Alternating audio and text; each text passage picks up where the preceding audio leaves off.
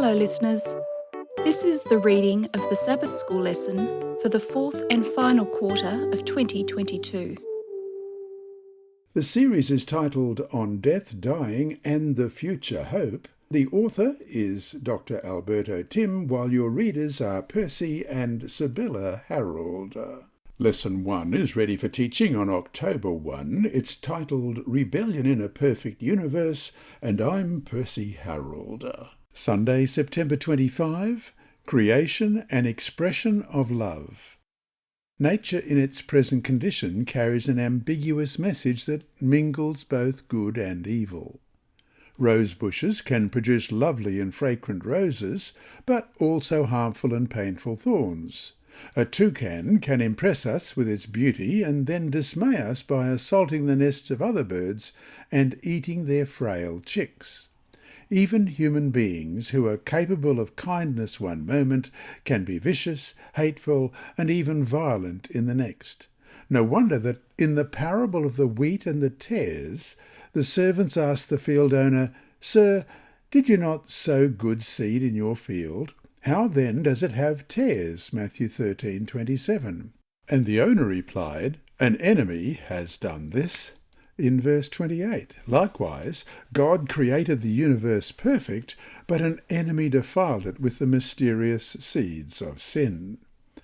Read 1 John chapter 4, verses 8 and 16.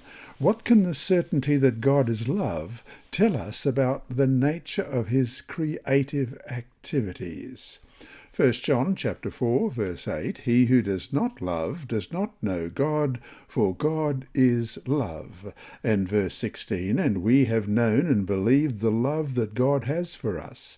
God is love, and he who abides in love abides in God, and God in him." The fact that God is love in 1 John 4, verses 8 and 16 conveys at least three basic implications. First, love, by its very nature, cannot exist closed in itself, but must be expressed. What kind of love is not expressed? God's love is shared internally among the three persons of the Godhead and externally in his relationship with all his creatures. Second, all that God does is an expression of his unconditional and unchangeable love.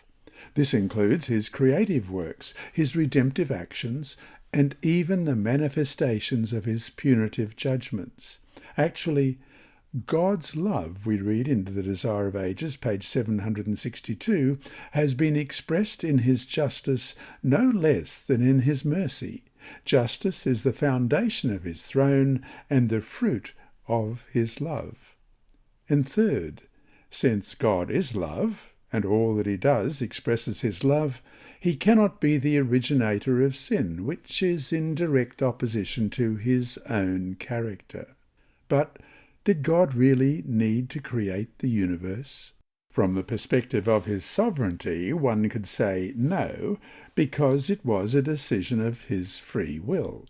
But from the perspective of his loving nature, he wanted a universe as a means of expressing his love. And how amazing that he created some forms of life, such as humans, not only to be capable of responding to his love, but also of sharing and expressing love, not just to him, but to others as well. And we'll also look at Mark chapter 12, verses 30 and 31. "And you shall love the Lord your God with all your heart, with all your soul, with all your mind, and with all your strength. This is the first commandment. And the second like it is this, you shall love your neighbour as yourself. There is no other commandment greater than these." And so to finish today, look around at the created world. In what ways can you see in it reflections of God's love, despite the ravages of sin? How can we learn to draw lessons of hope from the expression of God's love revealed in creation? This lesson was read by Dr. Percy Harrold for Christian Services for the Blind. Sponsored by the Sabbath School Department and distributed through Hope Channel Australia, this podcast is also redistributed by Hope Channel Germany, Christian Record Services for the Blind. It is also available on SoundCloud and through multiple podcast distributors, including Apple iTunes. And you can listen and watch at the same time on YouTube. Remember, God is always faithful.